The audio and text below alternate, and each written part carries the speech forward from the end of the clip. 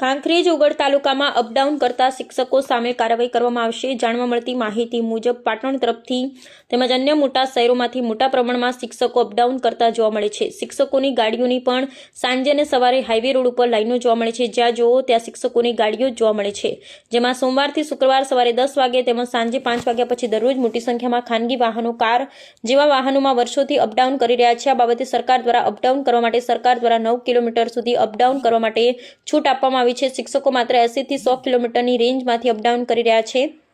સરકારનો કાયદો માત્ર કાગળ ઉપર જ રહી ગયો હોય। આ શિક્ષકો સરકારના કાયદાને ઘોળી પી રહ્યા છે। એક બાજુ સરકાર શિક્ષણ સુધારવા માટે અથાગ પ્રયત્ન કરી શિક્ષણનું સ્તર સુધારી કોઈ પણ બાળક શિક્ષણથી વંચિત ન રહે તે માટે અથાગ પ્રયાસ કરી રહી છે, પરંતુ અપડાઉન કરતા શિક્ષકોને કારણે બાળકોના ભાવિ સાથે ચેડા થઈ રહ્યા છે અને અપડાઉન કરતા શિક્ષકો દ્વારા અપડાઉન માટે આપવામાં આવેલ જે તે ગ્રામ પંચાયતના લેટરની તપાસ કરવી જરૂરી છે અને ચર્ચાતી વાતો મુજબ લાગતા વળગતા અધિકારીઓ તપાસ કરવાની જરૂર છે। તપાસ થશે ખરા કે? અહેવાલ જયંતિભાઈ ઠક્કર, ન્યૂઝ 16 ગુજરાતી।